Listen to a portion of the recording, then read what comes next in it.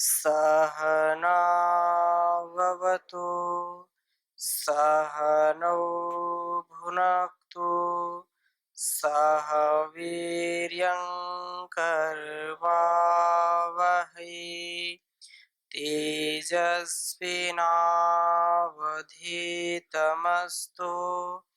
मा विद्विषावहै। ओम शांति शांति शांति।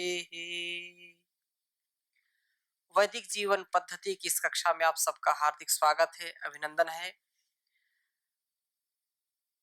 निश्चित रूप से हम जिस मंत्र की व्याख्या पिछली कक्षा में कर रहे थे, आपने भी थोड़ा विचार किया होगा कि हमारे अंदर के जो विकार हैं, दुर्गुण हैं, दुर्व्यवहार हैं, जो हमारे लिए और इस संसार के लिए आसार हैं, अकल्याणकारी हैं, उनको हम अपने जीवन में न आने दें।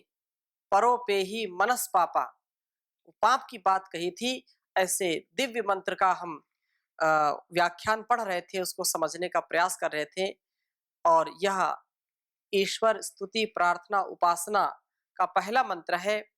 ओम विश्वानि देव सवितर दुरितानि परासुव यद भद्रम तन्न आसुव। इस मंत्र में जो प्रार्थना की गई है, वो कोई भी व्यक्ति हो जो कम से कम कुछ समझदार है, वो तो निश्चित रूप से ऐसी ही कामना करता है कि हमारा संपूर्ण अस्तित्व दिव्यता से, भव्यता से, शुचिता से, पवित्रता से युक्त हो। कोई भी नहीं चाहता कि हमारे जीवन में अपवित्रता हो, अशुचिता हो, हमारे जीवन में अपूर्णता हो, हमारे जीवन में असंगति हो, कुसंगति हो, हम कुमार्ग के पथिक बने, ऐसा कोई चाहता नहीं है। सब कल्याण चाहते हैं। तो दुरित शब्द पर हम चर्चा कर रहे थे कि दुरितानी कहा, दुरितानी परासु, जो हमारे लिए अकल्याणकारी हैं, जो कठिनाइयां हैं, जो कठिनाइयां वो दुरित है। जो पाप है, जो हमारे बुरे अभ्यास हैं, उनसे बचें हम। जो दुखद है, जो बुरा है, जो असमृद्धि है, जो अपयश है, वही पाप है, वही दुरित है। ये हमको अध्यात्म मार्ग में, आत्म कल्याण के मार्ग में, मोक्ष के मार्ग में बाधा उत्पन्न करते हैं। इसलिए इन दुरितों को परासुव, हे परमपिता परमेश्वर, आप इनको दूर कर दीजिए, बुराइयों को दूर कर दीजिए। आप कहीं पर पहुंचने के लिए कोई मार्ग खोजते हैं। यदि मार्ग अच्छा है तो यात्रा सुगम हो जाती है, परंतु मार्ग में कांटे हो, तालाब हो, कुएं हो, गड्ढे हो, खाइयां हो, तो मार्ग आपका सुगम नहीं होगा, बड़ा कठिन हो जाएगा, दुरित हो जाएगा। इसलिए यदि ईंट कंकड़ रोड़े आदि पड़े हो, सफर ठीक नहीं हो रहा, तो वो आपकी दुरित है, हमारे दुरित है। परिवार को अच्छा चला रहे हैं और परिवार में भी कोई टांग खींच रहा है, आगे नहीं बढ़ने दे रहा, दुख दे रहा है। जो मन के भी हमारे विकार हैं, परस्पर हमारे जो विकार हैं, जो टकराव हैं, वो भी क्या है? दुरित है।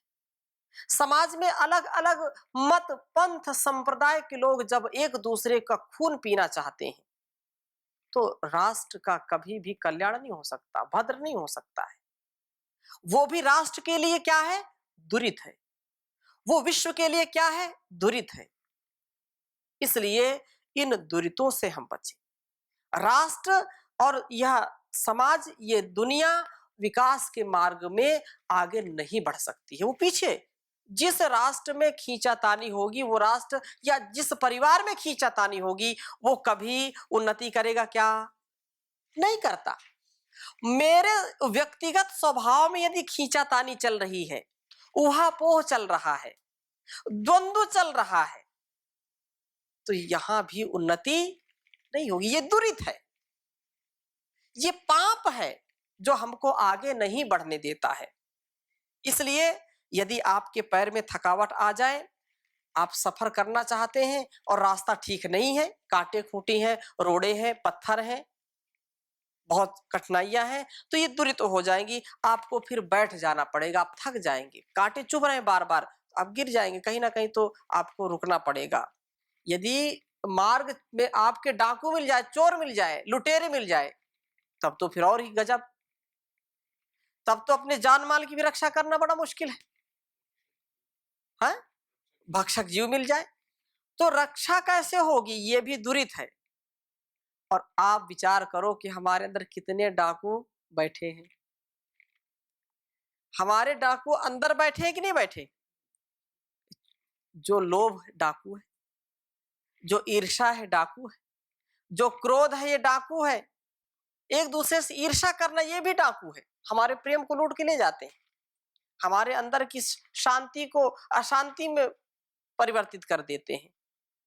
अंदर के काम विकार, इतना व्यक्ति कामुक हो जाता है, कुछ काम में बिल्कुल अंधा हो जाता है।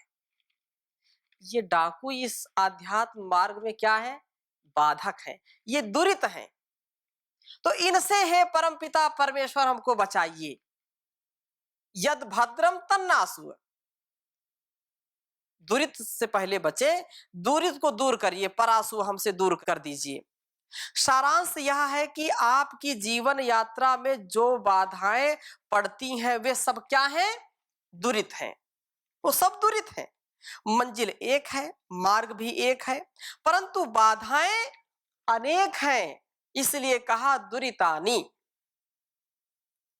बहुवचन का प्रयोग किया है, दुरितानी। मार्ग एक है लेकिन बाधाएं अनगिनत हैं, कोई गिनती नहीं। इसलिए दुरित बहुत सी हैं। आपकी यात्रा आपके जन्म से आरंभ होती है और आरंभ से ही दुरित भी आकर के उपस्थित हो जाता है। जैसे जन्म हुआ वैसे समस्याएं उत्पन्न हो जाती हैं, वैसी परिस्थितियां हमारे सामने आकर के खड़ी हो जाती है। शैशव काल में भी अनेक रोग हो जाते हैं। छोटे छोटे बच्चों को कितनी माताएं और या घर के सदस्य कितना उसका ख्याल रखते हैं, कभी कुछ कभी कुछ कभी कुछ। तो जो है आपके मार्ग को ये रोकते हैं, आपके जीवन यात्रा को रोकते हैं। यह सब क्या है? दुरित हैं। बड़े होने पर भी जिस कार्य में आप हाथ डालते हैं उसी में कोई ना कोई वस्तु बाधा उत्पन्न कर देती है, खड़ी हो जाती है सामने। कभी अविद्या आपका रास्ता रोकता है, कभी प्रमाद, कभी आलस। ये सब क्या है? डाकू हैं अंदर के। प्रमाद आलस से क्या है? डाकू ही तो है। कभी आपका लोभ किसी बाहरी शक्ति का विरोध, बाहर हम यहाँ अपने को ठीक कर लिया हमने, बाहर का विरोध वो भी दुरित है। और इनमें यदि एक छोटा सा भी दुरित शेष रह गया, जो भी दुरित है उनमें यदि एक भी शेष रह जाता है तो जीवन यात्रा असंभव हो जाती है। आपका समस्त शरीर सुदृढ़ और रोग रहित हो, केवल पैर की छोटी सी गड़बड़ी हो, कोई अंगुली जो है जिस पर घाव हो, या जो है कोई आपके पैर के जो है तलवे में या ऊपर थोड़ी सी कोई फुंसी हो जाए, है छोटी सी लेकिन चलने नहीं देती। किसी के पैर में बीमारियां हो जाए, पैर फटते हैं ना, कभी कभी बहुत स्थिति खराब, बहुत ज्यादा फट जाते हैं तो उनसे रक्त निकलने लगता है। वो व्यक्ति कैसे यात्रा करेगा? उसको बोला जाए कि आपको 20 किलोमीटर जाना है, कैसे जाएगा? पैर से रक्त जैसे वो पैर रखता है वो फटता है और उसमें घाव होते जाते हैं। ये दुरित है। ये क्या है? दुरित है। कल्याण के मार्ग में ये दुरित है। आपका सारा काम ठप हो जाएगा। यदि आप राजा हैं और आपने अपने किले की दीवार और चौड़ी और मजबूत बनाई है, जिनको तोड़ना किसी भी शत्रु की शक्ति के बाहर है, यदि आपके किले के कई जो है मील सुदृढ़ घेरे में एक स्थान पर एक ही लंबाई का जो है एक कमजोर जगह टूट गई हो तो वह सारा जो है किए कराए पर पानी फिर जाता है। चारों ओर बहुत मजबूत दीवार बना दी, बाउंड्री खींच दी, लेकिन कहीं से छोटा सा कहीं कमजोर दीवार रह गई, चिनाई उसकी कम ठीक हुई, तो वहीं से शत्रुओं ने सेंध कर दी। ऐसा होता है ना, अभी तो नहीं, पहले सेंध हो जाती थी। गांवों में कच्ची दीवारें होती थी, लोग सो रहे हैं, दरवाजे से चोर नहीं जाते थे, पीछे से जाकर के सेंध कर देते थे, और पीछे पीछे आगे सो रहे लोग और पीछे पीछे सारा माल चला गया। ये सेंध जो है काटने का काम भी चोरों का, डाकुओं का है। तो हमारे अंदर का जो सामर्थ्य है, जो संयम है, जो मर्यादा है, जो अनुशासन है, ये क्या है? एक दीवार है। और ये दीवार यदि कहीं भी थोड़ी सी अमर्यादा का हमने परिचय दिया, यदि कहीं थोड़ा सा असंयमित हो गए, यदि कहीं थोड़ी सी भी अनुशासनहीनता हो गई, तो समझो कि ये खुफिया मार्ग अपना लेंगे और हमारे जीवन को नष्ट कर देंगे। ये दुरित है, इसको हे परमात्मा हमसे दूर करिए। और निश्चित रूप से यह सारा साम्राज्य क्षण भर में लुप्त हो जाएगा। इसलिए वेद की यह जो हमारे लिए प्रार्थना पूर्वक हम इसको जब करते हैं, तो निश्चित रूप से ये सारा दुरित दूर होता है। दुरितानी के जो है साथ विश्वानी लगाया है। क्या लगाया है? विश्वानी। विश्वानी का तात्पर्य क्या है? ये विशेषण है कि जब आप दूर ही कर रहे हो तो सारे दुर्गुण दूर करिए, सारे दुरितों को दूर करिए। यदि एक ने भी जरा सा स्थान बना के रखा है तो एक काफी है। एक तिली, माचिस की एक तिली पूरी दुनिया को खाक में मिला सकती है, राख का ढेर बना सकती है। बना सकती है कि नहीं? इसलिए एक भी कमी, जैसे उदाहरण देते हैं ना कि कितना भी बड़ा पात्र हो पानी से भरा और उसमें बाल जैसा सुराख होगा तो एक दिन पूरा पानी बह जाएगा।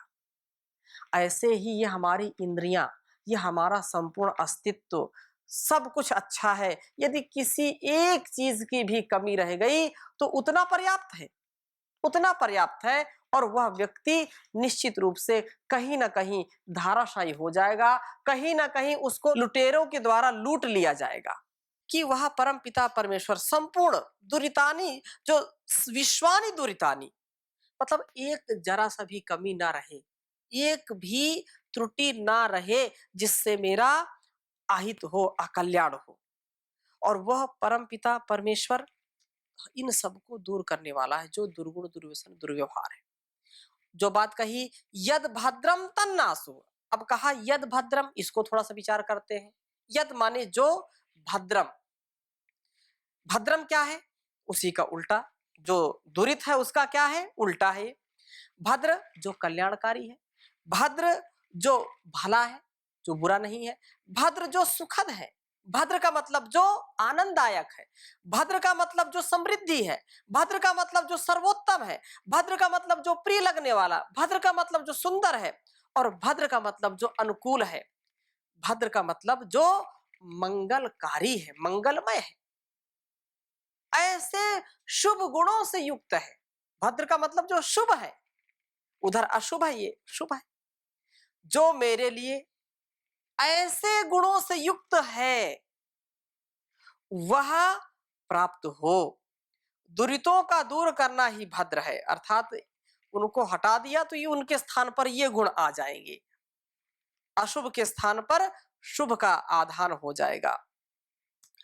महर्षि गौतम महामुनि ने न्याय दर्शन में जो है कहा कि बाधना लक्षणार्थम दुखम तदंत्यंत विमोक्षो अपवर्गः, कि दुख जो दुह और खा जो है, उसमें जो खा नाम इंद्रियों का है और आकाश का भी, आकाश में ही गति संभव है, इंद्रियां भी आकाश में ही गतिवती हो सकती हैं। जिन वस्तुओं के द्वारा इंद्रियों की नैसर्गिक प्रगति में रुकावट होती है वही दुख है, वही दुरित है।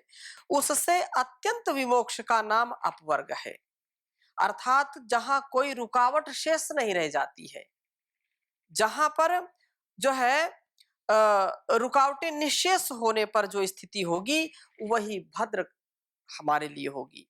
उसी के लिए हम सतत लगे रहें, उसी की प्राप्ति के लिए हम ईश्वर से यहाँ पर प्रार्थना कर रहे हैं। इस मंत्र में ईश्वर को देव सविता कहा है। क्या कहा है? देव सवितः।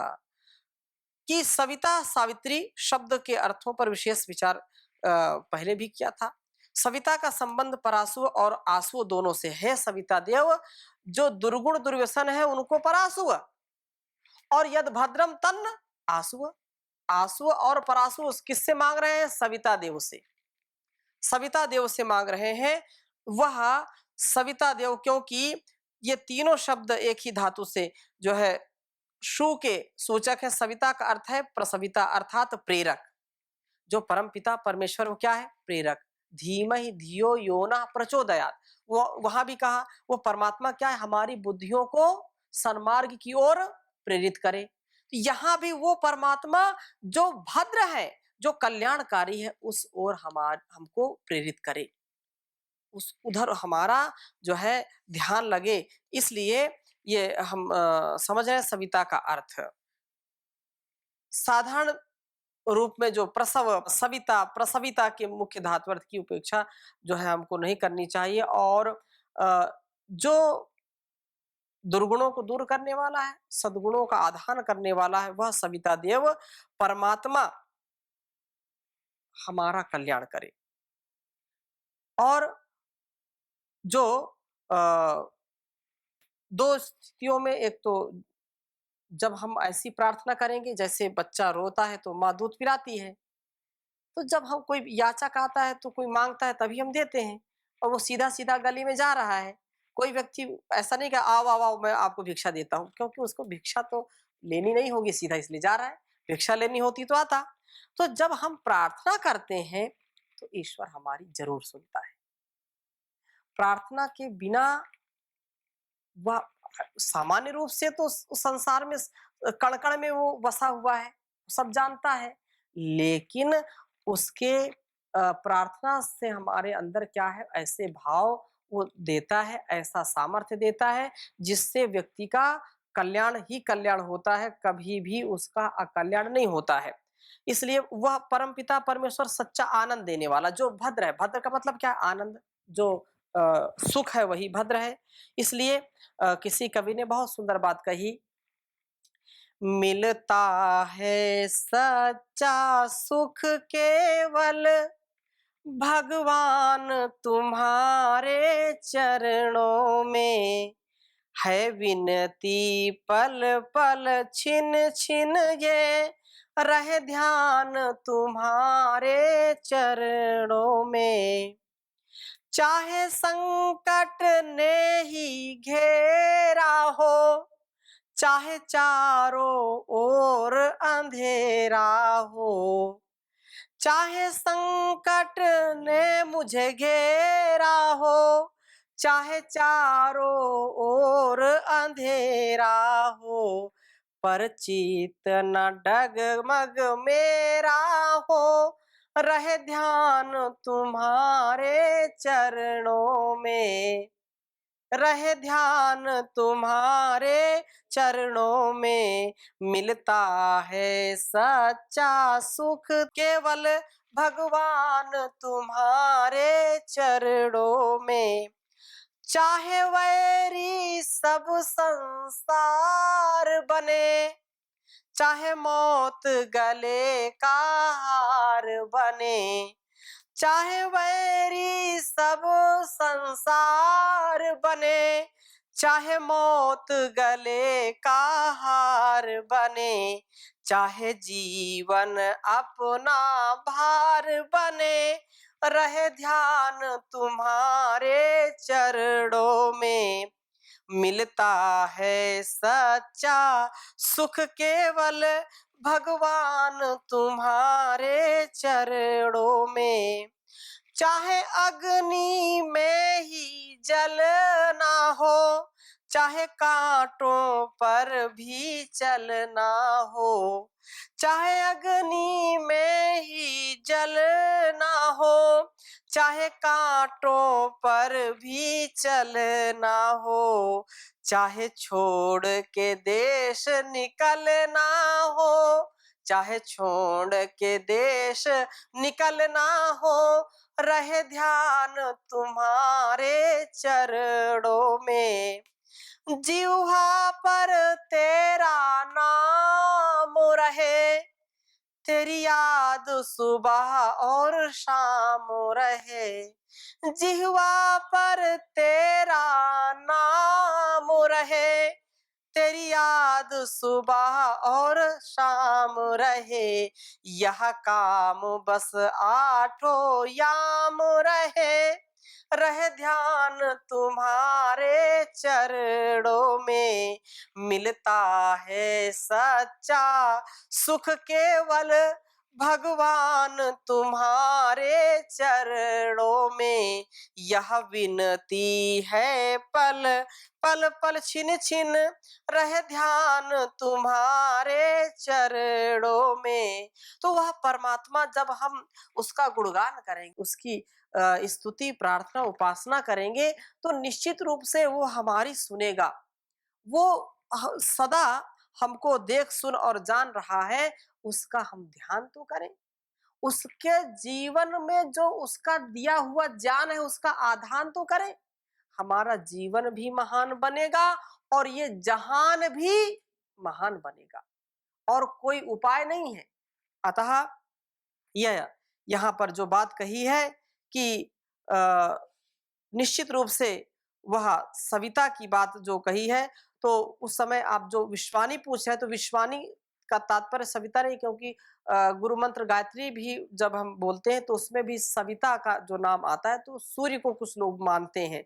तो ये सूर्य लौकिक सूर्य मान सकते हैं, लेकिन जो परम पिता परमेश्वर, सूर्यों का भी सूर्य, जो प्रकाशकों का भी प्रकाशक, उस सूर्य की बात की जाती है। और इस मंत्र में भी सविता आया है, तो सविता यहाँ भी उसका ले सकते हैं, लेकिन वो सविता इस सूर्य से नहीं, उस परम पिता परमेश्वर से उसका ग्रहण कर सकते हैं। क्यों? क्योंकि वो प्रेरक है। जैसे सूर्य भी प्रेरक ही है। संसार में यदि सूर्य उदय ना हो तो वनस्पतियां होंगी क्या? वनस्पतियां नहीं होंगी तो हम भी नहीं होंगे। वर्षा होगी क्या? नहीं होगी। तो इस संसार में जीवन भी नहीं रह सकता है। तो जीवन का प्रेरक है। ये वन औषधि फल फूल आदि उससे होते हैं, अन्न होता है तो भी उसका प्रेरक है, वो जल का प्रेरक है, ऐसा मान सकते हैं। इसलिए यहाँ पर जो परमात्मा को सविता कहा है, प्रसविता कहा है या प्रेरक कहा है, संकुचित अर्थ में इसको सविता को सूर्य भी कहते हैं। सूर्य भी प्रसविता या प्रेरक है। रात के व्यतीत होने पर सूर्य की किरणें जब वस्तुओं पर पड़ती हैं, तो हर पदार्थ के भीतर एक नया प्रकाश, नया जो है उत्साह आता है, नया जोश जगता है। अब जब सूर्य उदय होता है तो सारे पशु पक्षी कितना कलरव करते हैं, वो बाहर घूमते हैं। कुछ पशु जो रात्रि वाले हैं, तो वो जो है निशाचर है, वो अंदर जाते हैं, और जो निशाचर नहीं है वो बाहर आते हैं। फूल भी खिलते हैं, चिड़िया चहक चहक चारों तरफ जो है चू चू करके निकलती है, तो पूरा वातावरण जो है बहुत सुवासित हो जाता है, सुगंधित हो जाता है, और सुबह मंद मंद हवा भी चलती है। तो ऐसा कह सकते हैं नया जीवन मिलता है। इसलिए आंतरिक भावों को ठीक ठीक व्यक्त करते हैं। कोई मनुष्य प्रातःकाल अपने जीवन में सूर्य के प्रकाश में से आई हुई इस जागृति का अनुभव करता है। अन्य प्राणधारी या वनस्पति, अन्य जड़ पदार्थ भी इसका द्योतक है। सूर्य की किरणें यदि गुलाब पर ना पड़ती हो तो गुलाब कभी खिल नहीं सकता है। यदि अन्य जो भी कुछ ऐसे वनस्पतियां होंगी तो सूर्य का विशेष संबंध उससे होता है। उनके द्वारा भीतर के सभी ऐसे जो है परिवर्तन है कि जैसे गुलाब के समस्त अंतर्निहित गुण अव्यक्त से व्यक्त हो जाते हैं। तो वैसे ही परमात्मा की जो सन्निधि, परमात्मा की जो शरणागति है, परमात्मा की जो कृपा है, उससे हमारे अंदर का जो जागरण है, हमारे अंदर की जो दिव्यता है, हमारे अंदर का जो प्रकाश है, उससे हम प्रकाशित हो जाते हैं। यदि वह प्रकाश ना दे तो परमात्मा का प्रकाश सूर्य पर पड़ता है, परमात्मा का प्रकाश चंद्रमा पर पड़ता है। सूर्य चंद्र जितने ग्रह नक्षत्र हैं, जो भी प्रकाश दे रहे हैं उस परमपिता परमेश्वर के ही सामर्थ्य से, उसकी शक्ति से ही दे रहे हैं। इसलिए इन जो है परमात्मा किसी प्राणी को बलपूर्वक आज्ञा नहीं देता कि तुम ऐसा करो, तुम ऐसा करो। प्रायः धार्मिक क्षेत्रों में ऐसी धारणा कि ईश्वर जो चाहता है वो व्यक्ति करता है, ऐसा नहीं है। कर्म के लिए मनुष्य को परमात्मा ने स्वतंत्रता दी है और वो स्वतंत्रता पूर्वक अपने जीवन को चला सकता है। अब उसमें यदि परमात्मा डायरेक्ट हस्तक्षेप करता है, डायरेक्ट इंटरफेयर करता है, तो फिर व्यक्ति का उसका जो है न्याय कैसे उसको मिलेगा? यदि वो स्वयं आतंकवादी ही बनाता है, सब कुछ वही बनाता है, अध्यात्मवादी वही बनाता है, तो फिर जो कर्म का फल है, उसको कैसे न्यायपूर्वक दे सकता है? भाई, मारने वाला भी वही है, मरने वाला भी वही है, गोली भी वही है, बंदूक भी वही है, तो भाई फिर पाप पुण्य क्या है? किसको पाप लगे, किसको पुण्य लगेगा? नहीं लगेगा ना। कोई व्यक्ति ऐसा कहे कि भाई मैं तो नहीं मारता, मेरे अंदर परमात्मा है और वो परमात्मा ये हाथ उठाता है और परमात्मा ने मार दिया, तो फांसी किसको होगी? या किसी को गोली से मार दिया, आत्महत्या कर दिया, किसी को बहुत सताया, तो दंड किसको मिलेगा? परमात्मा को पकड़ो, खोजो कहाँ है। ऐसा हो सकता है क्या? ऐसा नहीं है। इसलिए परमात्मा तो प्रेरणा करता है, परमात्मा हमारी अंतरात्मा में सद्ज्ञान का, सद्विवेक का उपदेश देता है, संदेश देता है, आदेश देता है, और जो व्यक्ति वैसा करता है वो धर्मात्मा बन जाता है और जो नहीं करता वो दुरात्मा बन जाता है। जो उसकी आज्ञा का पालन करता है वो देवता बन जाता है, देवत्व के गुण आते हैं, और जो नहीं करता है वो राक्षस हो जाता है, दैत्य के गुण आ जाते हैं। इसलिए हमको इन बातों पर ध्यान देना चाहिए और प्रार्थना करनी चाहिए। विश्वानि देव सवितर दुरितानि परासुव यद भद्रम तन्न आसुव। तो इस मंत्र की व्याख्या और अगली कक्षा में करेंगे। अभी यहीं पर विराम देते हैं। ओम शांति शांति शांति।